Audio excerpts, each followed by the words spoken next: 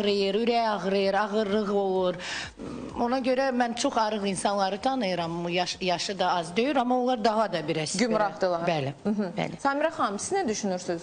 Salam aleyküm. Bir də mən düşünürəm ki, artıq çəki xəstəlikdir. Xəstəlikdir. Bu və ya xəstəlik fonunda əmələ gəlmiş bir xəstəlikdir və yaxud da gələcəkdə xəstəliklərə gətirə biləcək bir xəstəlikdir. Adətən biz köhlüyə bir qüsur kimi, siz kosmetoloji qüsur kimi baxırıq ki, kökdür, bu yığışdırılmalıdır, ancaq onun gətirdiyi fəsadları biz dərindən düşünəndə görürük ki, həqiqətən də xəstəlikdir. Ya həqiqətən də xəstəlik endokrin pozğunluq nəticəsində və yaxud hər hansı bir sistem xaricində bu əmələ gəlir və yaxud bizim psixoloji durumumuzda da özündə bir xəstəlik olanda köhlüyə gətirib çıxardır. Ancaq ki, və yaxud da köklük sonradan özü bir endokrin şiş kimi başlayır fəaliyyət göstərməyə, bizim ürək-damar sistemimizə də mane olur, bizim hormonal sistemimizi sıradan çıxardır. Onda yaxşı, belə bir sual verim də. Əgər biz deyiriksə ki, artıq çəki, yəni insan üçün qoyulan normativ çəkidən boya görəmi, nə bilim, bədən quruluşuna görəmi müəyyən bir çəki qoyulur insanlara ki, yəni bu çəkidə olsaz daha yaxşı olar. Artıq çəki bəlkə də sizin üçün narahatçılıq deyil, amma tibbi tərəfdən artıq bu problemdir, xəstəlikdir və yaxud da nəsə. Bəs indi biz arıqlamaq üçün hər zaman diyetoloqlara müraciət edirlər də. Yəni başqa bir belə həkim yox. İndi arıqlamaq üçün mən ürək həkiminə, böyrək həkiminə müraciət edə bilmərəm axı. Bunun üçün diyetoloq. Bəs mən diyetoloqu seçəndə necə, yəni bu kök adamlar, əgər siz deyirsiniz artıq çəkili insanlar, diyetoloqa, düzgün diyetoloqu necə seçməliyik? Hə? Qonaqlarımına da elə aiddir bu sual, təkcə həkimlərə yox. Mən hardan bilim ki, bax gedəcəyim həkim, diyetoloq məni xarici görkəmdə gözəl edəcək, amma sağlamlığımda da heç bir problem çıxmayacaq. Mən elə düşünürəm ki, burada söhbət diyetoloqdan çox, diyetoloqun əsas vəzifəsi ona hər hansı bir diyetanı verib xəstəni yola salmaq deyil. Əgər xəstə diyetoloqun yanına gəlibsə də, o başdan ayağa qədər bütün anamnezini toplanmalıdır, onun həyat tərzi ilə tanış olmalıdır, onun psixoloji testlərdən keçirməlidir. Çünki əgər arıqlama prosesi tək diyetoloqun vəzifəsi deyil. Bu istər-istəməz həm endokrinoloqun, həm terapevtin, həm psixoloqun, yəni bir kompleks şəklində nəzarəti olmalıdır.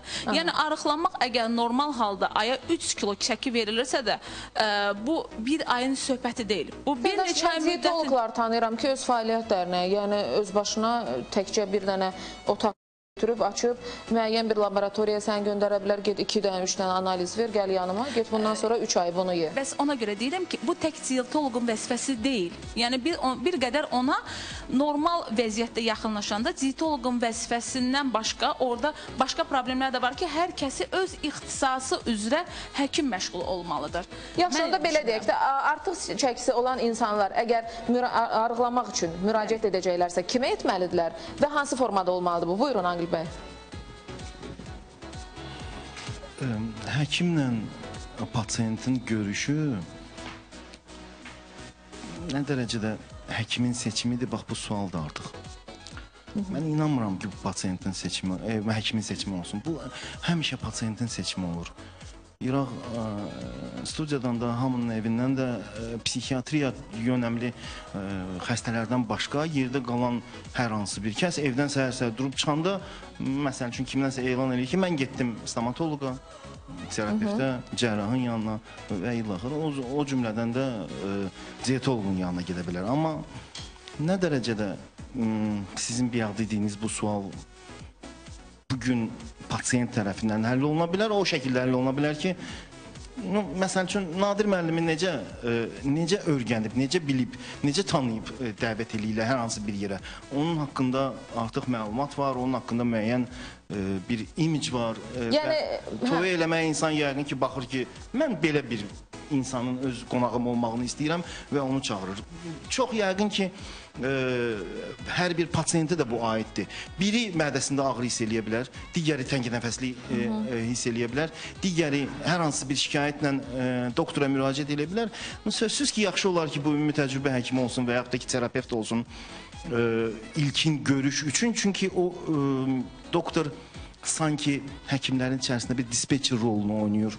Çünki o orqanizmi tam anlayıb başa düşə bilib və sonradan digər dar ixtisas üzrə hər hansı bir mütəxəssisə yönləndirəcək. Mən daha çox öz praktikamda da belə hərəkət edirəm. Ətrafımda olan kolleqalarımız da belə hərəkət edirlər. Belə çıxır ki, həkimlər dietoloqları bəyənmir, yoxsa necə? Elə çıxır, Aqil bəy? Biz hamımız bir çox həkimlərdə görmüşəm çünki. Bilirsiniz Elnur xanım, bu sualı müzakirə eləmək istəməzdim sözün düzünə qalanda. Çünki mən belə fikirləşirəm də, doktorun haqqında bir məlumatı olsun gərək. Hər bir həkimə ona... Onda yaxşı, gəlin onda bir nüansı deyim. Biraz əvvəl biz söhbət edəndə siz dediniz ki, bax, misal üçün, jurnalistlər də necədir, aparacaqları verilişlərdən, təqdim edəcəyi verilişlərdən keyfiyyət bilinir. Bütün peşə sahiblərinə aid olan bir söz. Bir həkimin 3 manat pulu var, verir televiziya verilişlərinə, çıxır özünü reklam edir. Amma bu demək deyil ki, mən o həkimin yanına qaçmalıyım. Dietolog da belə ola bilər. Biz ki, sizinlə belə eləməmişik. Düzdürmü? Biz ki, sizinlə belə eləməmişik. Yox, biz dəvət eləyənə qədər nə qədər keçdi, telefonla 10 dəfə söhbət oldu. Təbii ki, siz də məndən suallar verdiniz, maraqlandınız. Amma dietologlardan söhbət gedir. Bu günlərim radionu açırsan, yəni radiolarımızda artıq musiqi yox, ancaq danışmaq. Doğrudan yoxdur. Doğrudan elədir, Nadir. Ancaq elə bir ki, Azərbaycan böyük bir... Mən dəyişikliyi xoşlayıram. Elə bir ki, bizim respublikamız, üzr istəyirəm, və yaxud da Bakı böyük bir xəstəxanadır. Ancaq həkimlər danışır radioda, musiqi yoxdur. Həkimlər. Özdə dietologlar daha çox. Hamısı xəstədir millət bəyə. Bir dietologlar daha çox danışır da. Və dietolog da var ki, dietologun danışığını görəndə deyir ki, elə bir bundan başqa dietolog yoxdur, elə hara gedirsən bu danışır. Mən bu narahatçılıq xanımların, bəylərin narahatçılığına görə işləyirəm bu mövzunu ki, yəni yaxşı dietologu düzgün... Kim istəyir arıqlasın, dietologa müraciət eləsin. Düzdür, bunu soruşdunuz. Mənə elə gəlir ki, İrada xanım düz deyib ki, həkimlər... Samira xanım. Samira xanım bağışdınız. Terapevtin yanında getməlidir ki, analizlərini versin. Sonra terapevt bilər ki, hansı həkimin yanına yollayar onu. Sonra hər insan özünə bir güc versin ki, özü var. İnsanlar həkim məsləhət görür. Sonra bu məsləhəti gəlir evdə bir ay saxlayır, bir aydan sonra o məsləhətlər itir. Ona görə insan güclü olmalıdır və insan istəyir arıqlama, o arıqlayar. O həkim deyir ki, sənə bəlkə belə insanlar var, həkim deyir ki, sizə arıqlamaq olmaz. Olar mı mən bir? Əlbəttə, buyurun. Artıq çəki problemi istər cəmiyyət baxımından, yəni bizi əhatə edən ətraf mühit baxımından müəyyən bir şəkildə yozula bilər və tibbi baxımdan başqa bir şəkildə yozula bilər. Gəlin mən sizə bir doktorla danışdığımızda olan bir neçə misalı çəkim. Çox da şok olmasın, amma bilmirəm nə dərəcədə bu sözlər tez-tez gündəmə gətirilir. Buyurun. Bir uşağın taleyi misalında baxaq hər hansı bir həyat hadisələrinin gedişinə və görün nə dərəcədə bizdə doğru bildiyimiz yanlışlar var. Uşaq anadan olur doğum evində 4 kiloqramdan artıq. Nə deyirsiniz ona? Nə deyəcək? Bax, zalda bir 30 nəfər insan əyləşir. 4 kilodan artıq, nə deyirsiniz ona? Qonşudan bir xəbər eşitdiniz. Uşaq flankəsin maşallah deyəcəksin, eləmi? Bax, faciə buradan başlayır. Bu həqiqətən də faciədir. Aqil bəy, o faciədir ki, deyəndə ki, filankəsin qızı uşaq doğubdur, 2 kilo 200 qram. Xeyr, o dəqiqə ona belə baxır. Qəti, bircə dəqiqə. Ona belə baxırlar ki, siz heç... Yəni ki, bu nə doğuşda həyata keçirdiniz? Mən bilirdim ki, bu reaksiya olacaq və bu sözü mən 1 kilo 700 qram olmuş ama. 1 kilo 700 qram. 7 aylıq, bəli. Maşallah, gözdəyir. Onu demək istəmir. Doktor onu qeyd eləmək istəyir ki... Tək sizi müzakirə etmək istəmirik. Əgər hamilə xanım 24-28 həftəlik hamiləlik müddətində gestasyon hamilələrin diabetini keçirdisə, bu uşağın artıq çəki olması ehtimalı vardır. Normadan, ona tibbi dildə makrosamiya deyirlər. Bax, bu vəziyyətə indi gəlin belə bir çox biədəb çıxacaq sözsüz ki, amma biz axı xəstə adamı görəndə ona maşallah demirik. Mən demirəm ki, bu xəstəlikdir. Sadəcə belə bir doğulan, dünyaya gələn körpənin gələcəkdə ikinci tip şəkərli diabet olmaq ehtimalı artır. Bu qədər. Biz normal, çox üzr istəyirəm. Biz normal qidalanmadan daima danışırıq. Mən yenə də sözümü doğru bildiyimiz yanlışların sırasına gətirib çıxartmaq istəyirəm. Məsəl üçün belə deyək, belə bir söz deyim, quyruq kababı məsəl üçün Azərbaycan mətbəxi qədər zəngin bir yeri yoxdur.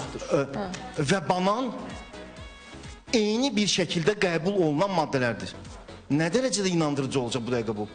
Heç kəs ona inanmır. Əksər hallarda bu reaksiyayla rastlaşıram. Bu reaksiyanı eşidirəm. Düyü və yaxud da şokolad. O quyruqla eyni bir şeydir. Çünki orqanizm molekulyar səviyyədə bizim lamisə üzvlərimiz, gözümüz, burnumuz, qulağımız qida tanıyır, xörək tanıyır. Azərbaycan mətbəxinin bəli, biz xoşlayırıq, gələk, əyləşək, belə deyək, axşamlar dostlarımızla arasa gedək, bizim toylarda stolun üstünə barmaq vurmağa yeri yoxdur və ilağa. Amma bu göz, qulaq, burun və mədə bunu tanıdı. Çox gözəl. Amma qana sorulandan sonra bütün bunlar hamısı artıq dəri altına yığılmağa başlayandan sonra və yaxud da ki, belə deyək, biokimyəvi doktor barədə daha gözəl danışacaq. Biokimyəvi işlərinə keçəndə orqanizm cəmi cümlətanı 3 dənə molekula tanıyır. Karbon, oksigen və hidrogen. O cəhətdən parçalanma baxımından yağ və belə deyək, karbohidrat sonuçda gəlib eyni bir şey çevriləcək piyə, toplanacaq dərinin altına və nəticədə bizim artıq çəki adlandırdığımız burada əziz doktor, hörmətli doktor, həm də qidadan da söhbət gedir. Elə bilirsiniz ki, bugün bizim qəbul etdiyimiz qidalar hamısı normaldırmı, təbiidirmi? Elə onların əziyyətini biz çəkirik. Yağlardır, başqa-başqa ərzaqlardır ki, biz onu yeyirik. Axırda da sonda da gəlib çıxıb nə olur? Bu məsələ. Gəlin o məsələni də qayda eləyək ki, gündəlik orqanizmin yağa, zülala, karbohidrata olan tələbatı. Təmiz yağa? Təmiz yağa. Amma var mı təmiz yağ? Var. Hardadır? Tapmaq olar. Ay sağ ol, tapmaq olar. Biz doktorun sözündən mən çox razıyam. Biz uşaq vaxtı, uşaq üstümüzə gələndə və yaxud bir evə qonaq gedəndə həmişə nə alıb aparırıq uşaq üçün? Konfet alırıq. Yəni uşaq evdə ağlayır. Birinci sakitləşdirən şey nə veririk əlinə? Konfet veririk. Yemək veririk. Uşaq böyüdükcə elə bir assosiasiya beynində yaranır ki, mənim özümü yaxşı hiss eləməyim üçün mən mütləq şirniyyat gəzməliyəm. Bizim hamımızda yəqin ki, elə bir şeylər olur ki, stresə düşən kimi, bir balaca problemlərimiz yaranan kimi şokolad axtarırıq, şirniyyat axtarırıq. Çünki biz şirnidə özümüzü sakitləşdiririk. Axı hər bir şeyin əsası, özəli uşaqlıqdan qoyulur. Doğulana qədər qoyulur. Yəni biz uşağı necə tərbiyə eləyiriksə, sonra deyirik, yemə. Əlini vurma, əlini şokolada vurma, onu yemək olmaz, bunu yemək olmaz. Axı bunu əzəl gündən düşünmək lazımdır. Mən, bəzi həkimlər, pediatrlarımız deyir ki, uşaq yemək istəmirsə verməyin. Mən tam razıyam. Heç bir uşaq ac qalmır. Əgər o yemək istəyəcəksə də, o gələcək deyəcək ki, mən yemək istəyirəm. Ay Allah. Həqiqətən də elə. Yaxşı, Facebookdan bir tamaşaçımız yazır bizə, İlqar Əkbərli. Yazır ki, mənə ən maraqlı olan odur ki, nənəmin 89 yaşında rəhmətə getdi. Nə üzündə səpki var idi, nə yarı olurdu, nə tükü var idi, nə də idman edirdi. Qəşəng də yemək yiyirdi, ömür boyu kəsmikdə yeməyib. Gül kimi qalmışdı üzü, gözü, adi xanım idi, özü də elə xanım idi. Belə də olur. Ne üçün olur buna aydınlıq gətirərdiniz? Çox sağ olun. Yəni ki, nənəm 89 yaşında heç bir diyet olmadı. Nənəsi harada yaşayıb? İnsanlarla bu dövrdəkiləri Nənəsi harada yaşayıb? Nənəsi hardan yaşayıb?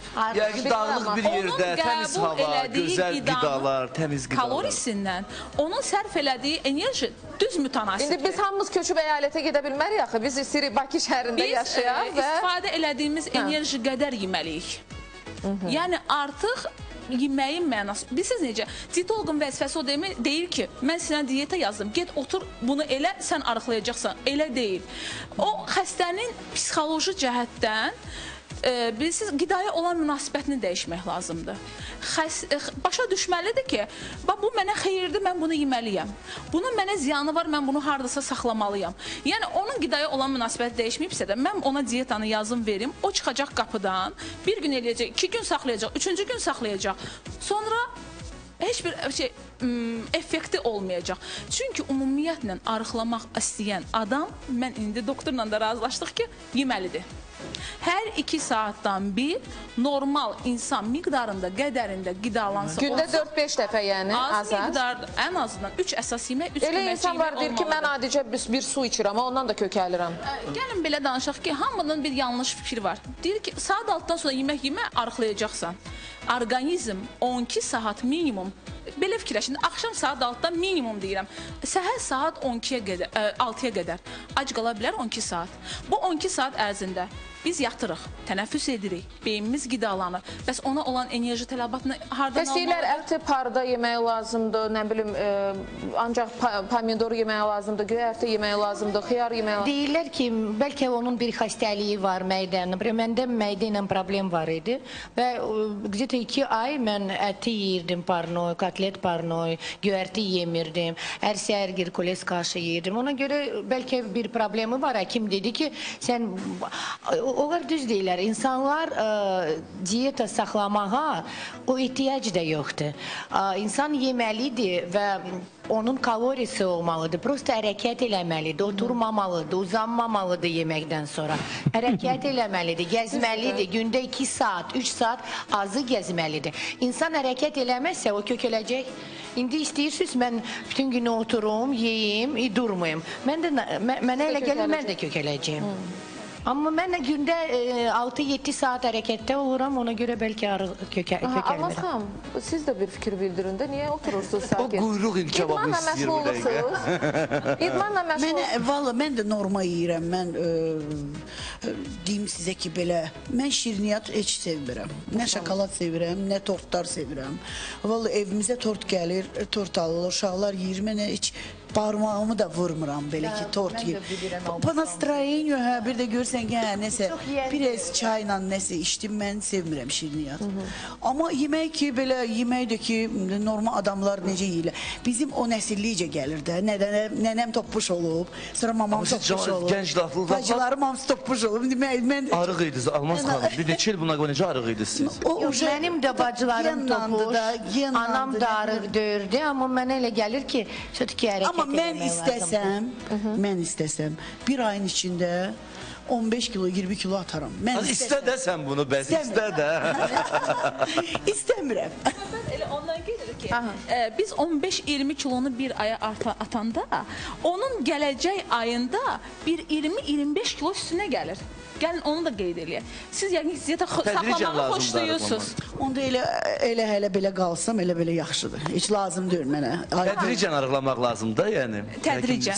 Çünki ac qalanda orqanizm stres yaşayır. Yaxşı, onda belə bir sual verim də. Misal üçün, kilolu bir adam çəki itirəcəksə diyeta ilə, ay ərzində insana nə qədər, yəni artıq çəkidən əziyyət çəkən insana nə qədər düşə bilər ki, çəki itirsin? 3-5 kilodan artıq normal. Yəni nə qədər düzgün, bir aya 20 kilo arıqladım. Bu yəni nə qədər düzgün bir şeydir ki? Düzgün deyil. Orqanizm stres yaşayır. Siz təsəvvür edin ki, bir uşağa hər gün yeməyi verirsən və yeməyi əlindən alırsan, uşaq həmişə fikri yeməyin yanında olur.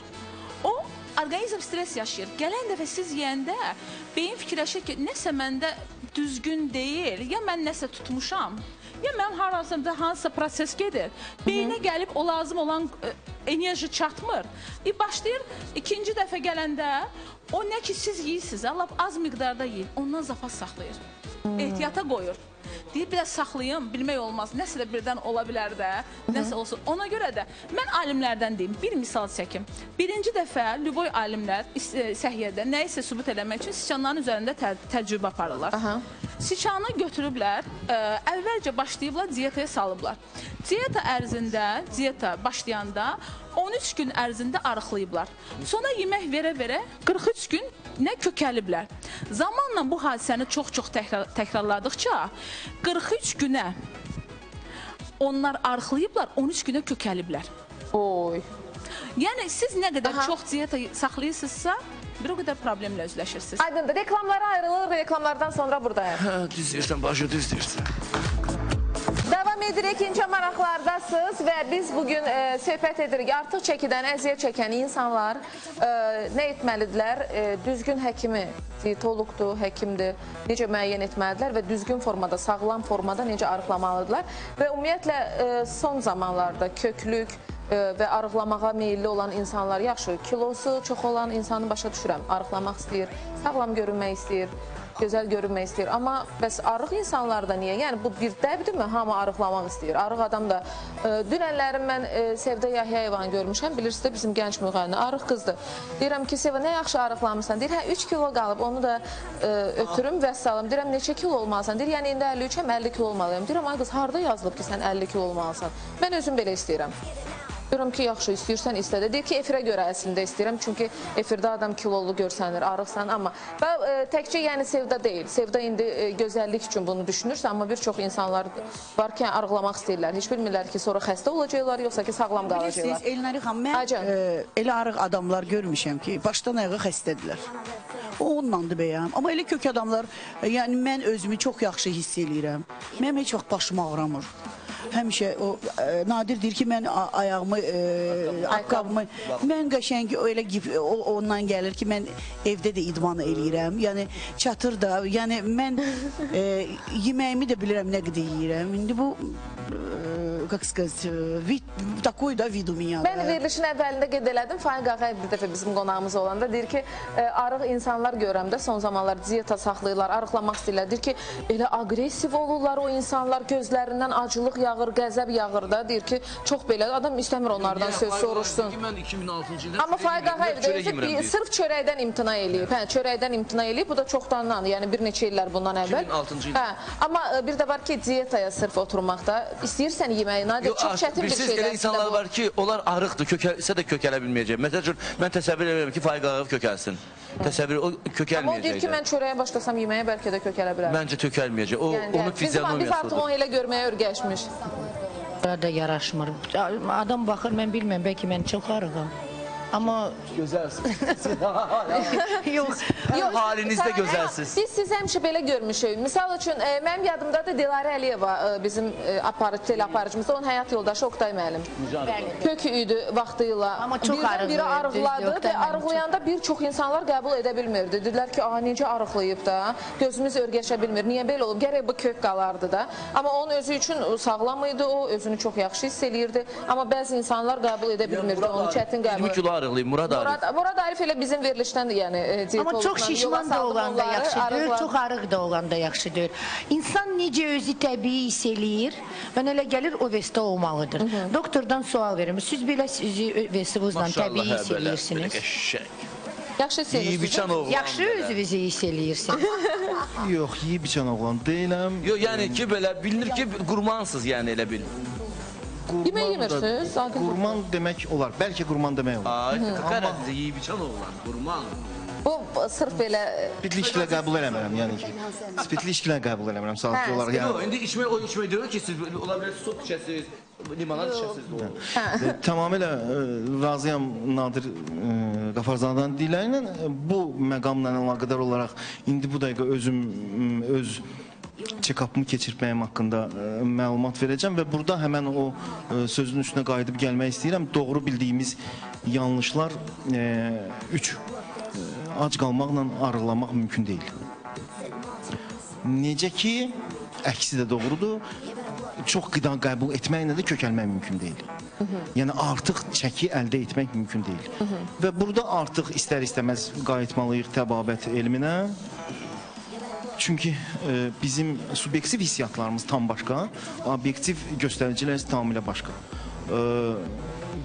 Təranə xanımın dediyi söz. Mən heç bilmirəm, mən artıq çəkim varmı, yoxsa ki, yoxmu? Bunu çox asan bir hesablamaq... Bilmək də lazım. Siz özünüzü yaxşı hiss eləyirsiniz. Mən özümü yaxşı hiss edirəm. Samira xanım, siz özünüzü yaxşı hiss eləyirsiniz. Yox, Samira xanım arıqlamaq istəyir. 2 il sonra təkcə arıqlamaqdan söhbət gedə bilər. Bəli. Yəni hormonal əgər mən şəkərim olubdu. Allah şəfa versin, Allah çox sağ kömək olun. olsun. Arıqlaya şəkər xəstəliyi də gedibdi. Yəni ki, hər bir şeyin səbəbi var. Səbəbini vaxtında və düzgün aparmaq lazımdır. Ancaq mən əgər xəstəmə deyirəm ki, sənə 3 kilodan artıq çəki atmaq olmaz. Mən əgər özüm birdən-birə çoxlu çəki atsam, mənə elə gəlir ki, mənim xəstələrim deyəcək ki, bəs necə olur ki, sən özün İnsan İnsanın gərək dəri sallanması ola bilər, geriyə qayıtmayan prosesdir. Только əməliyyatla götürülür. Ona görə hər bir şeyi arıqlaya nəzərə almaq lazımdır. Yəni birdən-birə o 20 kilonu artmaq düzgün deyil. Həm də mən çəkini atdım, dərim buradan sallandı, başım fırlanır, gəzə bilmirəm, danışa bilmirəm. Deyir ki, özünü çox gözəl hiss eləyir. Nadir özünü gözəl hiss eləyir. Mən özümü gözəl hiss eləyirəm. Ona görə hər insan özünü görməlidir. Var insanlar otururlar diyetdə, onun yanında oturub çörək yeyirsən. İnanız ki, belə tutulursan ki, sən yeyirsən, bir ye, darıxma, mən diyetə saxlayıram. Mən elə belə baxıram. Sonra birdən keçir 2 ay gəlirsən, yenə də ondan süfrədə oturursan, görürsən ki, bu yeyir. Deyirəm ki, axı sən diyet saxlayın. 3 kilo attım, indi yenə də 3 kilo. Əşi yeyəcəm. Bu insan özünü belə rahat hiss eləyir. Ona görə kim necə özünü rahat hiss eləyir? Deyir ki, mən özümü belə yaxşı hiss eləyirəm. Bu super sözdür. Bəs sağ olun. Mənə belə xoşdur. Nazlı xanım, xahiş edirəm, gəlin, sizi bilirəm, çox saxladıq. Gəlin bura, xanımlarımız üçün maska tərifləri etdi. Birdən qısa ara verin. Bugün Nazlı xanıma qəşəng bir kompliment edeyim də mən Nazlı xanıma. Çox gözəl belə geyimi xoşuma gəlib Nazlı xanımın. Asobuna da koftası superdir. Çox sağ olun. Belə neobычно deyə belə. Nazlı xanım. Очень даже, очень. Maska elədi ki, xanımlarımızın üzərinə, məhz bu mövsümdə tərifini də Nazlı xanım dedi. Hə, tərifini dedinizsə, bir də deyin onda, zəhmət olmasa xanımlar üçün. Yumurta sarısı, darçın əlavə elədim, bir azonlaşdırılmış yağ, biraz, məsələn, mənim əlimdə malzemə çoxdur da, siz əlinizdə nə varsa, hansı yağ varsa, çay tikanı yağı ola bilər, zeytun yağı ola bilər, ora bir damcı mən limon yağı əlavə elədim, siz limon əlavə eləyə bilərsiniz bir damcı. 3 xanıma maska elədik, üçünün də üzündə qəşəng dəyişiklik var. O xanımı, baxın, necə üzü parıldayır, bu xanımın rəngi açılıb, bu xanımın üzü yığışıb, baxın. Çox gözəl dəyişiklik var. Mən sink oksidi qatdım o tərkibə. Siz evdə yemək üçün nəzərdə tutulan kraxmaldan istifadə eləyin. Deməli, sonraki yumurta ağı ilə droj, 3% perikiz, ora yenə sink oksid, siz yenə ora kraxmalla əvəz eləyə bilərsiniz. Bir damcı da yağlarınız varsa yağları biraz yaxşı qarışdırın və qoyun bir 10-15 dəqiqə kənarda qalsın, o şişsin, hazır olsun maska. Ondan sonra yaxırsınız üzünüzə, tez bir zamanda quruyacaq. Yuduqdan sonra da qidalandırıcı kreminiz, yəni belə... Bu evdə etmək üçün, yəni sizin üçün evdə edəcək tərifiniz. Amma vaxtınız varsa, imkanınız varsa, Nazlı xanıma müraciət etmək istəyirsinizsə, desin əlaqə nömrəsini Nazlı xanıma. 050 321 55 42. Sizin də əlaqə nömrəsi. Bəli, bu əlaqə nömrəsi. Təşəkkür edirəm Nazlı xanım. Mən sizə təşəkkür edirəm. Təşəkkür edirəm. Hər zaman gözəl olun. Çox sağ olun. Xanımlarımıza qulluq etdiniz. Buyurun.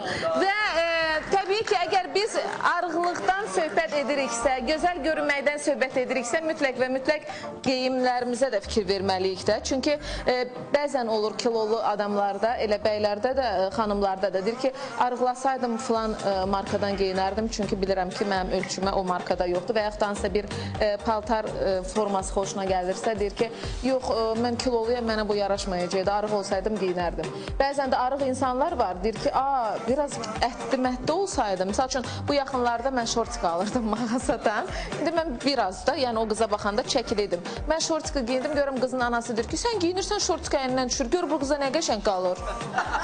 Mən deyirəm ki, onda aparın onu qoyun, yesin, mənim kimi olanda gətir bu şortika alarsınız da ona. Bax, belə nüanslar da olur. Mələk xanımı istəyirəm dəvət edin bura, gəlsin, xanımlarımıza biraz geyim haqqında məlumat versin. Bilirsiniz ki, artıq may ayında son zəng buraxılışı olacaq. Elə Mələk xanımgilin mağazasında da kampaniya keçirilir, son zənglə bağlı və digər nə kampaniyalar keçirilir. Ən əsas odur ki, İnce Maraqlar adından yaxınlaşın, sizə bax, belə endirimlər edəcəklər. Buyurun Mələk xanım. Salam. Bugün hal-hazırda biz sizə kokteyl geyimlərini təqdim edəcəyik. Təqdim edək, baxaq bir yerdə qonaqlarımızla bizdə. Bəlkə nəsə bəyəndik oradan. Buyurun qızlar. Xanımlar gəlsin. Lady Sharum mağazalar şəbəkəsi gördüyünüz kimi hal-hazırda kokteyl geyimlərini sizə təqdim edir. İlk gördüyümüz bu geyim qara, ətəyi güllü olan bu geyimimiz. Çox, mən düşünürəm, hər bir xanım qarderobunda olmalıdır. Olduqca sadədir. Həm də füsunkar bir geyimdir. Sarı çanta ilə vurğulanmışdır. Çünki gül motivlərində qarışıq rənglər görürsünüz. Həmçində sarı rəng də orada var. Belindəki bantik, belə deyək ki, ona xüsusi zəriflik verir. Xanımların bel suluiyetini xüsusilə vurğulayacaq bir, belə deyək ki, vasitədir orada. Növbəti geyimimiz, bu gördüyünüz tünd göy rəngdə olan ətək, ölçüsü belə deyək ki, uzunluğu maksi adlanır. Hal-hazırda demək olar ki, bütün dünya qabaqcıl brendlər öz kolleksiyasına bu tipdə ətəklər əlavə ediblər. Çünki hal-hazır çox dəbdədir. Bu bilirsiniz, biraz çox bir zaman öndəki xanımların geyimlərini xatırladır, klassikadır belə desək. Klaçla tamamlanmışdır qara ayaqqabı ilə. Ağ köynəkdən o xüsusi açıq rəng qatır. Bu gördüyünüz geyim doğrudan da çox cazibədar bir geyimdir. İstənilən xanımı çox çəkici göstərə bilir. Qara rəngdədir, üzərindəki gülləri görürsünüz. Dəri remenlə tamamlanmışdır. Mavi çanta da onun üzərindəki güllərin rəngini biraz attenkasına oxşuyur, tonundadır. Aksesuarlar da göstərir. Bəli, aksesuarlar da. Mələk Gilin mağazasında nə xoşuma gəlir ki, gedirsən ora, ayaqqabı da orada, çanta da orada, aksesuar da orada, paltar da orada. Bəli, biz elə etmişik ki, hər bir xanım girəndə oradan çıxsın. Bəli, eynəklərəcən bizdə artıq var, bəli. Gördüyünüz bu rəng, firuzə rəngdəyək. Buna yuxarısı güpurla qapanmışdır. İki hissədən ibarətdir bu plazya don. Aşağısında parça, yuxarısında parçanın üzərində güpurla qapanmışdır. Ağ çanta ilə tamamlamışıq biz bu geyimi. Görürsünüz, lakirovunu çantayla. İndi bilirsiniz də, yəni ayaqqabının çantanın rənginin eyni olması önəmli deyil. Artıq bu bir neçə il şarfla, dodaq boyası ilə də məncə tamamlamalı. Bəli, artıq bir neçə il öndə qalmışdır ki, ayaqqabının çanta eyni rəngdə olmalıdır sanki. Növbəti gözəl xanımımız bu tünd çəhrayı belə deyək, koral rəngində olan incə bir geyim. Görürsünüz ki, paloskalar var o geyimin içində və o tüllä qapanmışdır. Belə deyək, sinəsinin aşırma forması xanıma xüsusi incəlik verir. Ətəyi klyoşda görürsünüz sinədən sonra. Bu qulpu zəncir olan sumkalar, çantalar hal-hazırda Mən xoşladığım geyim tərzidir. Sonra da evə gedəndə anam saçımdan tutsun belə. Çox gözəl, komfort bir balaca kiçik çantadır, hansı ki xanımlar ən vacib əşyalarını qoymaq üçün nəzərdə tutulmuşdur. Çanta, geyim bir-birini tamamlamışdır. Digər geyimlərimiz olacaq Mələk? Növbəti kolleksiya sırf ziyafət geyimləridir. Sırf ziyafət geyimləri və eyni zamanda bizim ulduzların geyimini müzakirə edirik, bilirsiniz. Hədəfə alırıq onları, necə geyindilər, düzgündür, düzgün deyil və bunu da bugün bizə Vəfa ilə Mələk xanım şərh edəcəklər. Ulduzlar da bizdən inciməsinlər, onlar örnək olduğu üçün, tez-tez efirlərdə göründüyü üçün biz də deyirik ki, əgər sizə baxırlar, sizdən nəsə öyrənirlərsə, gərək siz də düzgün giyinəsiz. Birazdan Mələklə yenə də görüşəcəyik. İnşallah. İnşallah. Çox sağ olsun, qızlarımız da getsinlər. Qızları alqışlayaq, çox qəşəng qızlardır, çox qəşəng qızlardır, doğrudan. Buyurun. Zəhmət olmasa. Və Ayda xanım, zəhmət olmasa gəlin bura. Ayda xanım keçən həftə bizə müraciət etdi. İmicində dəyişiklik etsin deyə. Yox, bura gəlin zəhmət olmasa. Vəfa xanımgilin salonuna göndərdim Ayda xanımı, amma üzündəki hələm kosmetoloji işlər tam keçməyib, yüngül biraz əl gəzdirdik, amma saç formasını dəyişdirdik, biraz da rəngini dəyişdirmişik. Amma Ayda xanım da bu jaketdən çıxmaq istəmir, o qədər çox istəyir bu jaketi. Neçə ayda bu deyirəm ki, başqa bir kofta deyir, yox, mən bunu xoşlayıram, bunu geyinirəm. Eybi yoxdur, mən sizi burada bir geyindirərəm. Mən sizi burada pələng elindən də, ona görə də pələng jaketindən çıxmır. Ancaq bunu geyinir. Zəhmət olmasa, Rahel, o kadrı göstərək keçən həftəkini. Baxaq həm də görək ki, amma yenə də deyirəm, hələ tam dəyişiklik olmayacaq. Çünki bir həftə, 10 gündən sonra tam effektini görəcəksiniz də, bəzi işlər görülür. Amma monitorda görürük Ayda xanımın. Bir dən qonaqlarım da baxsın da, görün necədir, dəyişilib. Və bu Ayda xanım keçən həftədir. Həm də qaşını da qəşəng böyümə etdirmişik ki, artıq qəşəng qalsın. Bəyənmişsiniz siz? Ayda xanım, siz bəyəndiniz? Sağ olun. Buyurun, zəhmət olmasa əyləşin. Növbəti bizim gələn həftə dəyişdirəcəyimiz xanım siz idi. Zəhmət olmasa gəlin bura. Çox xahiş edirəm, operatorumuz podiumda göstərin. Gələn həftəyə də bu xanımı dəyişdirəcəyik. Çəkək xanımımızı. Yox.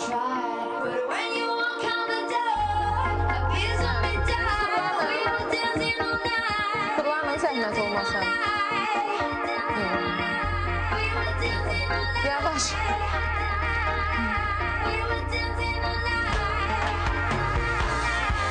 Aha. Tamam, gələn həftəyə də xanımımızı görəcəksiniz fərqli imicdə. Dəyişdirərək onu. Vəfa xanım, neynəmişdiniz Ayda xanımla? Danışın bir görək. Qaşında tatuaj olmuşdu, üzünə qulluq olmuşdu. Kosmetologumuz Sitarə xanım bir neçə saat xanımın üzərində işlədi, tatuaj elədi, üz qulluqları, göz ətrafı qulluqlar etdi. Mən də saçını kəsdim, rənglədim. Hal-hazırda. Bugün də dolu xanımlar, üzdən dolu olan xanımlar, ümumiyyətlə çəkisində kilolu olan xanımlar, özəl günlərdə, ümumiyyətlə gündəlik də makiyaj edirlərsə, korreksiya işlərini necə görməlidirlər ki, üzləri belə toppuş düşməsin də, üzlərindən narazı qalmasınlar. Və xanımımızın üzərində korreksiya işləri oldu. Zəhmət olmasa gəlin də defiləyə. Bilirəm, xoşunuz gəlmir podiumdan, amma göstərməliyik də, təqdim etməliyik. Dəfə siz buyurun, deyin ünvanınızı. Çünki birazdan biz Nə Ulduzlar rubrikasında görüşəcəyik. Nərmanov metrosunun üstündə yerləşir.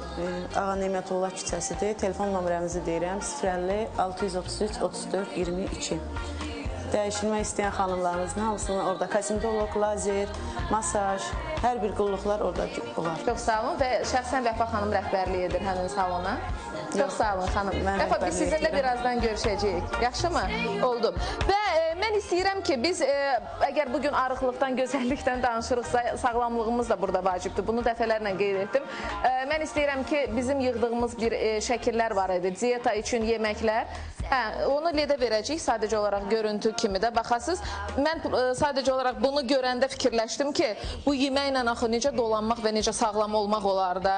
Bəlkə də bəzi şəkillər gülməlidir, amma ki olanlar budur. Yəni, salat görürük, hər hansı bir salat. Yəni, orada göstərilir ki... o kərəm dörü başqa... Bu hələm birazdan görəcəyimiz diyeta yeməyinin yanında çox yaxşıdır da, yəni. Bax, barmağın ucu boyda, yəni yemək. Nə yeyirsinizsə yiyin, amma barmağın ucu boyda yiyin. Dadı yemədim. Balaca qəpi ilə hətta müqayisə olunur bu. Bax, bu da bir növbəti bir diyetoloji salatdır. Gül kələmi əsas üstünlük təşkil edir. Kök, sadəcə kök yeyə bilərsiniz. Sonra doğuşu bile qulaqlarını çox doğuşan olduğunu. Daha sonra baxaq bir-bir. Bax, bu xanım da bu cür gözəl olmaq üçün xiyar, pomidor, alma, biber. İndi söhbət ondan gedir də, hələ davamına baxaq. Bax, burada da kaşa, qoz, limon, alma. Yəni, arıqlamaq istəyirsə, bu sizin yeməyiniz olmalıdır da. Və səhər yeməyi, saatla bölüblər, səhər yeməyi, arada bir fasilədə yemək, gündüz yeməyi, axşam yeməyi, yəni diyeta üçün. Bu da ki, əgər ölçünüzün normal olmasını istəyirsinizsə, kədərli halda bax, yeməklərə belə baxacaqsınız. Və daha sonra nə var? Kök. Kök şirəsi özü. Bir də diyetologiyada əsas kökə daha çox üstünlük verilir. Bunu da araşdır. Aha, bu artıq diyetanın son mərhələsində ət filan hamısını yemək olar. Axır ki, ətə gəlib çıxdı, təbrik edirəm. Hə, axır ki, ətə gəldiyi çıxdı. Varmı başqa şəkillər? Hə. Ancaq tərəvəzlər. Kökə, bazarda kök qalmayacaq. Yəni, bunlar kaloriyasız sayılır da, hə? Kaloriyasızdır. Artıq çəki yaratmır. Meyvə, alacı.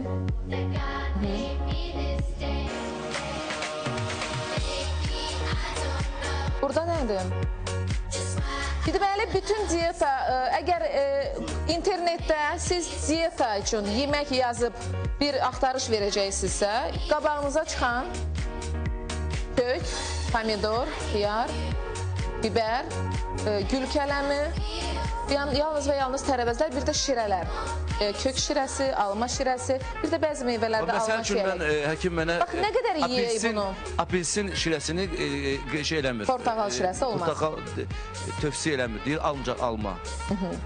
Niyə səhər-səhər apelsin soku içmir? Deyir sənə olmaz, sənin qanunla düz gəlmir. Ancaq alma şirəsi, şiveji ovıcısı ola bilər. Amma mən də sevirəm o apelsinin, amma almanı o qədər sevmirəm. Amma məcburam ki, alma içim.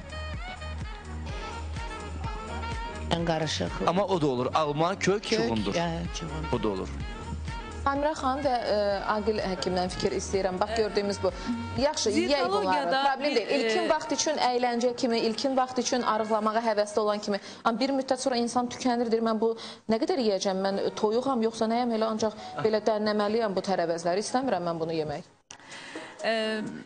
deməli, glikemik indeks adlanan bir məsələ var. Glikemik indeks nədir? Biz yeməyi yeyən kimi bizim bu yediyimiz qidalardan sonradan axırda glukoza əmələ gəlir. Glukoza əmələ gələndə orqanizmada insulin cavab reaksiyası olaraq özünüz şirayişlə cavab reaksiyası verir. Əgər biz konfet yeyiriksə də, şirin şeylər yeyiriksə də, onun glikemik indeksi niyə görə deyirlər? İnsulin ona elə bil ki, güllə şəklində cavab verəcək və tez o glukozanı orqanizmdən parçalayır, dağıdır, bölür və bizdə aclıq hissi yenə də qalır. Bir hissəsində glikogen eləyir, yığır qaraciyərə. Bir hissəsini yığır. Yəni, ehtiyatlardan danışmaq. Yəni, bu qidaları niyə tövsiyə edir diyetoloqlar? Mikroelementlərlə zəngindir, vitaminlərlə zəngindir. Bildim, axı insan nə qədər yeyə bilər bunu? Onunla paralel yemək yazılır. Gəlin belə danışaq. Və Samirə xanım, deyirlər ki, çörəyi mütləq yemək lazımdır. Çünki çörəyin tərkibində elə bir vitamin var, onu başqa bir şeydən ala bilməzsən. Yeyilməlidir. Çünki onun tərkibində B qrup vitaminlər var. Siz onu qəbul eləməsiniz, sizin... Olar gündə, amma hər yeməkdə, şam yeməyi... Bizim mədəmizin də həzm eləmə qabiliyyəti var. Biz bir toyuğu pişiririk... Yeri gəlmişkən onu deyim, orqanizm çox ağıllıdır ya. Bəli. Doğrudan, orqanizm çox ağıllıdır. Bir toyuğu bişiririk, otururuq, yarısını yeyirik, deyirik, doyduq. Amma fikirləşmirik ki, bunun nə qədəri mədə tərəfindən həzm olunur. Bunun yalnız 30 qramı mədə götürdü öz payını, yerdə qalanı uca gedir çürümə proseslərinə. 30 qramda təsəvvür ki, bir papiros kutusu boydadır. Yəni, biz orqanizmamızı artıq işə məhkum eləyirik. Yəni, bir balaca, ona görə deyəm ki, diyetoloqun vəzifəsi onun qidaya olan münasibətini dəyişməkdir. Samirə xanım, sual verim sizə. Əvvəl meyvə yemək lazımdır, sonra yemək? Ya nabarut yemək? Mən bu həkimə sual vermişdim. Yox, Samirə xanım bu özü cavab versin. Mən əslində həmişə xəstələrə tövsiyə eləyirəm ki, onu o ara yeməyi deyirik ya. Ki, o ikinci periyodda ayrılıqda qəbul eləsinlər. Nə qədər siz onu ayrılıqda qəbul eləyirsiniz, onun bir həzm olunma prosesi bir o qədər gözəl gedir. Ancaq meyvə, tərəvəz əslində yeməkdən 15 dəqiqə qabaq qəbul olunmalıdır. Bəli, qabaq qəbul olunmalıdır. Aydındır. Və indi biz reklamların vaxtıdır, hə? Və qeyd etmək istəyirəm, reklamlara keçmədən əvvəl verilişimizin baş sponsoru Ariflame-dir. Hazırda Ariflame şirkətinin parfümlərini görürsünüz. Görürük, amma ki, görmürük ki, belə görmürük. Və oradadır da, indi verəcəm, buradakılar sizin hədiyyədir. Özü yaxşı apar hədiyyədir. Deyirəm ki, orada görürük, burada görmürük. Bunlar da sizindir, hə. Və mən nə demək istəyirəm, saxta əsas parfümləri ona görə təqdim edirik ki, saxta parfümlərdən uzaq olun, Ariflame şirkətinə müraciət edin və əldə edin. Və mən birazdan Təranə xanımla Nadir bəy yola salacağım, çünki onların işləri var. Amma reklama ayrılaq, reklamdan sonra Nadir Qafarzadədən bir gözəl ifa gəlsin, sağ olaşaq sizinlə.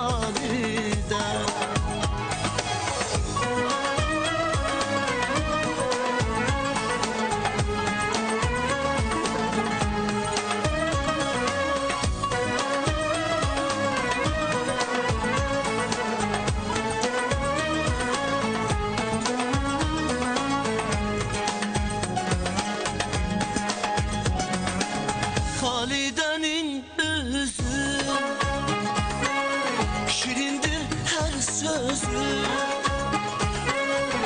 Halide'nin üzü, şirindir her sözü. Bir gün görmezsem o kara gözü, deli olan düzü. Bir gün görmezsem o kara gözü, deli olan düzü.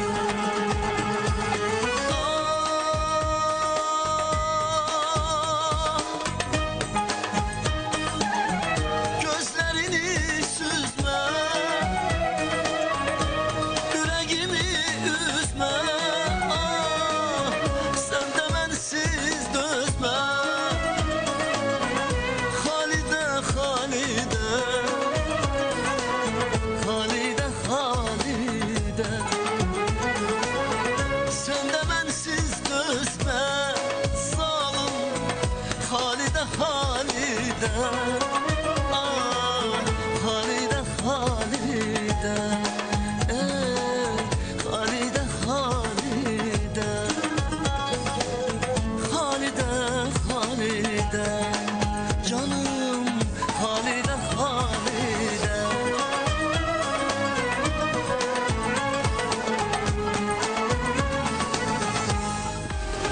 Teşekkürler Nadir. Biz çok teşekkür sağ ol. edirəm və xatırladım ki, sağollaşıram. Hə. bu mahnının musiqisi və sözləri bizim dünya şöhrətli Zeynəb xanım Xanlarova aiddir. Ona bir alqış xahiş edirəm. Buradan Zeynəb xanımı da. Çok sağ ol. Xalidə yeni həyatını yaşadı təzədən. Çok sağ ol Nadir. Mən sizə təşəkkür edirəm. Burada əyləşənlərə təşəkkür edirəm. Gözəl, maraqlı, yəni Sağ ol ki, ki, günüm gəldin, maraqlı baxdın, keçdi. Nadir. Çox Buradan da bir yerə gedəcəm maraqlı yerə və təbrik edirəm. Sabah sənin bacın nişanıdır.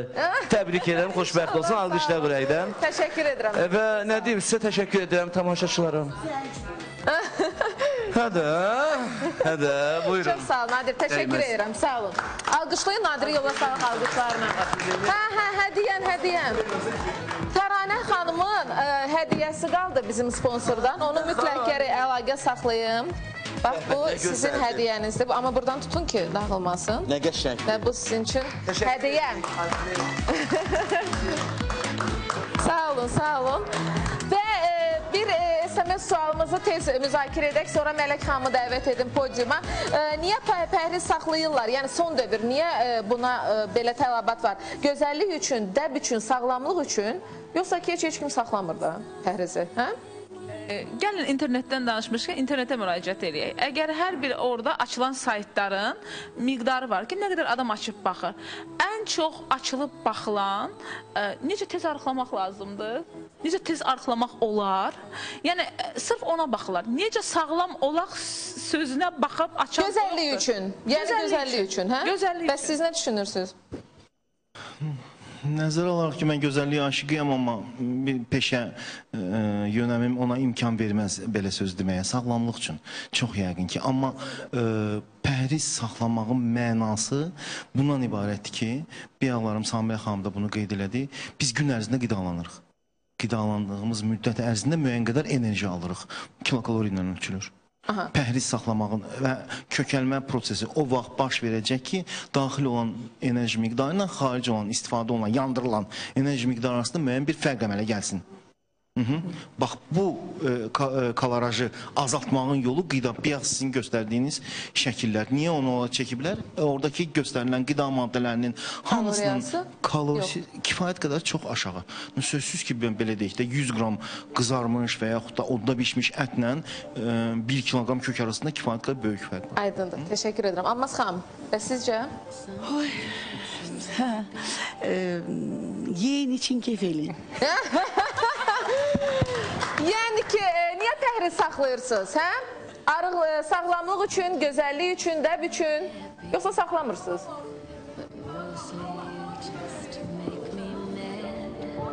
Mən belə başa düşdüm ki, gözəllik üçün arıqlayırlar deyə insanlar, bax biz də bu mövzunu ona görə qoyduq ki, əslində gözəl görünməyi düşünməyin, sağlam olmağı düşünün və kim bizə gözəllik sözünü yazıb göndərmişsə həftənin birinci günü kuponu bizdən alsın. Mələk xanım, buyurun gəlin ziyafət geyimlərinizi təqdim edək ki, keçək ulduzlarımızın müzakirəsinə, qonaqlarımız da bizə dəstək olarlar da yəqin ki. Buyurun. Qızlar. Hazırlar. Buyurun gəlin. Yoxdular qızlar. Mələk, siz onlarla məşğul olun, zəhmət olmasa. Və Vəfa xanım, əgər hazır deyirlərsə, biz onda vaxtımız çatmayacaq. Siz gəlin bura, biz ulduzlar rubrikasını edək. Vəfa xanım, xahiş edirəm, zəhmət olmasa, keçin bura. Və mən bu arada qonaqlarımızın hədiyyələrini təqdim edim. Almaz xanım sizəm, bizim baş sponsorumuzdan və hazırlarmı Mələk? Bu da xanım üçündür, Samirə xanımın olsun bu da. Təranə xanımın hədiyyəsini gərək çatdırın. Və qızlarımız hazırlarsa başlasınlar. Həm. Buyurun, Agil bəy, bu da sizin üçün. Sponsorumuzdan hədiyyə, təşəkkürlər. Buyurun. Aha, göstərək geyimləri. Bəli, Lady Şarı mağazalar şəbəkəsi hal-hazırda sizə ziyafət geyimlərini təqdim edir. Bu arada ünvanlarımızı da deyin, Mələk. Bəli, ünvanlarımız bilirsiniz, bir çox metroların yaxınlığında var. Mən geyimləri onda şərh eləməyəcəm. Sizə kampaniyamız haqqında bəli məlumat verim. Bütün 11-ci sinifi bitirən xanımlar, diqqətli olun. Sizə görə kampaniyamız var. Artıq aprel ayının 21-dən start götürüb, may ayının son gününə kimi davam edəcək və son zəng ömrümüzdə bircə dəfə olan bir hadisədir. Ona görə həmin gecədə, həmin gündə çox gözəl görünməli, yadda qalan olmalıdır və məhz bu səbəbdən şəxsiyyət vəsiqənizi götürürsünüz. Lady Şarı mağazalar şəbəkəsinin istənilən mağazasına yaxınlaşırsınız. İstənilən üslubda geyim, nəinki ziyafət, istənilən üslubda geyimi alaraqdan siz neçə geyim alsınız, o qədər də aksesuar hədiyyəsi əldə etmiş olursunuz. Bu aksesuarlar özləri də müxtəlif qabaqçıl brend və markalara aid olan aksesuarlar olacaqdır. Bəli, ziyafət geyimi növbəti xanım təqdim edir. Firuzəyə rəngdə. Ünvanlar Neftçilər metrosunun yaxınlığında, Nərimanov metrosunun yaxınlığında, 5 mərtəbə dediyimiz yerdə, yəni Nizami metrosunun yaxınlığında, Heydər Hüseynov küçəsi 13-də, 8-ci mikrorayon və həmçinin Binə Ticarət Mərkəzində birinci korpusda 5-ci, 6-cı sıralarda bizim Asarti və Lady Şarm adlı mağazalarımız var. Xanımlar yaxınlaşsınlar, qiymətlərimiz çox münasibdir. Hər cür, istər ziyafət, gündəlik, kokteyl, işgüzar geyimlər, çantalar, aksesuarlar, ayaqqabılar əldə edə bilərlər. Çox münasib qiymətə gülərüz personalımız onları hər zaman qarşılamaqda şad olarıq. Növbəti geyimimiz bu, gördüyünüz bu geyim Supersi formasındadır. Bəyaz geyim son geyimdir mi? Bəli, bu bəyaz geyim son geyimimizdir. Mən özüm çox sevirəm o geyimi, qara geyimi. Biraz qapalı, biraz da idealsız gözəllərə aid bir geyimdir. Arxası dekolte geniş və setka tülü ilə örtülmüşdür, qapanmışdır. Gördüyünüz bu ağ geyim, bu da istənilən ziyafətə geyinmək olar. Ziyafət nə var? Çox məmnuniyyətlə bu gəlinlik geyimi olur. Bəli, hətta razıyam sizinlə. Gəlinlik kimi də istifadə etmək olar. Çünki gördüyünüz kimi yuxarı hissəsi Swarovski qaşları bəzədilmişdir, güpurla qapanmışdır geyim, üst qatım. Çox gözəl geyimdir. Qızlarımıza təşəkkür edirəm, Mələk sizə təşəkkür edirəm. Çox sağ olun. Çox sağ olun ki, gəldiniz, təqdim etdiniz və başlayaq ulduzlarımızı müzakirə etməyə. Mələk, xanımlar istəsələr qala bilərlər. Əgər əziyyət deyirlərsə qalın burada, zəhmət olmazsa. Çünki çox azdır onsuz da. Mələk, buyurun. İstəyirsiniz keçin orada ələşin, istəyirsiniz burada. Amma sən bir dənə onun zəhmət olmasa biraz yaxın çəkin. Və başlayaq görək ulduzlarımız necə göründülər və kimlər idilər. Bəli.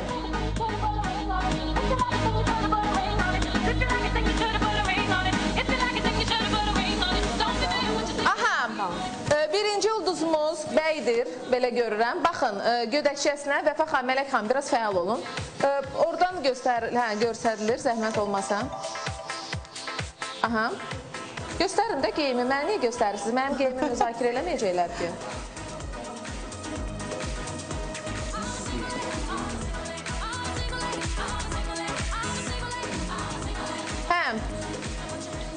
Baxın, Vəfam, geyiməm.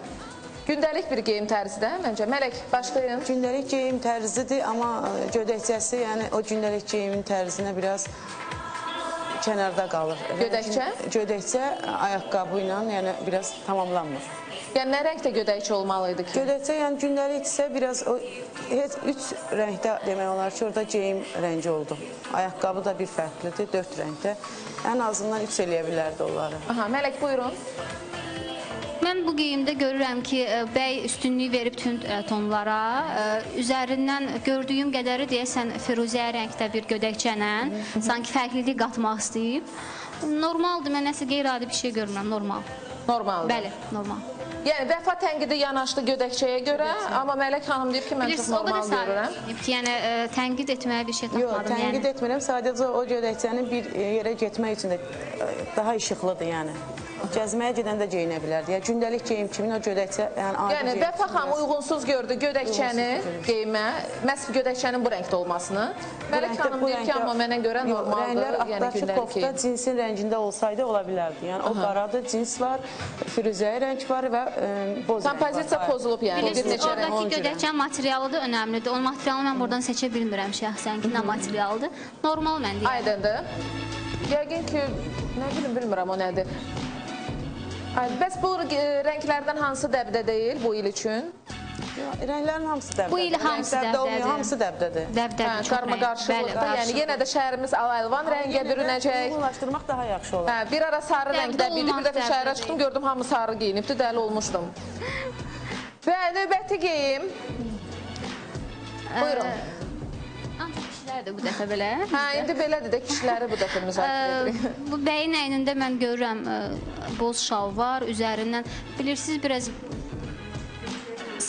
sanki sadə, boş, çox komfort geyinmək istəyib. Bu belə hiss edirəm, xarakter elə göstərir geyimlərini. Yəni səliqəsiz. Mən çox səliqəsiz, bir-birinə uyğunlaşdırılmamış bir geyim bizə təəssüratı bağışlayır. Mən burada heç nə uyğun görürəm. Sanki zövqsüzlüyü belə güya freestyle geyinmək istəyib, azad da, yəni nə istəsə geyinə bilər. Amma harmoniya yoxdur, yəni hər şey pozulub sanki. Dəfə buyurun. Mən uyğun bir şey görmürəm orada. Yəni o üstdən geyindi yenə gödəkçəsi, yenə hədsiz dərəcədə əynə çox böyükdür demək olur. Özünü deyil. Sanki vecsiz insan xarakteri. Yəni həm çəkisinə uyğun geyinməyib, həm rəngləri uyğun deyil. Kimdən salıb ola bilirsin? Şalvarı düzgün seçilmiş. Şalvarı da. Dəfə xanım hətta dedi ki, bəlkə də kimdən salıb geyinib, öz geyimi deyil. Biraz belə bomj görünüşü var. Deyil, sizin birdən efirə görə bomj stilidir. Tamam, digər varmı? Növbəti kimdir görək? İndi birazdan üzlərini biləcəyik. Kim geyimi qonşudan alıb geyinib, yoxsa ki öz geyimini geyinib? Birazdan bilərik. Və bir xanımımız... Çox gözəl geyinib. Xoşum gəlir belə geyimdən. Çox ciddi, iş qadını kimi geyinib, səliqəli bir geyimdir.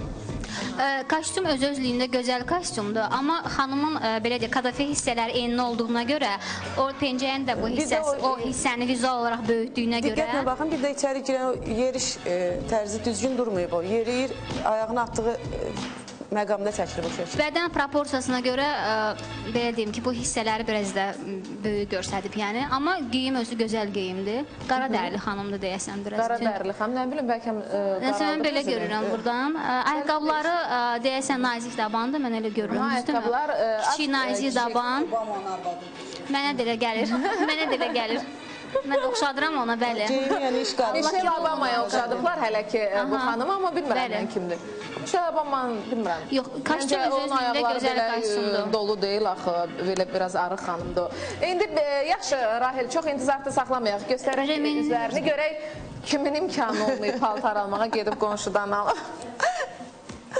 Və yaxud da baxaq indi üzlərini görək, tanıyaq bu məşhurları.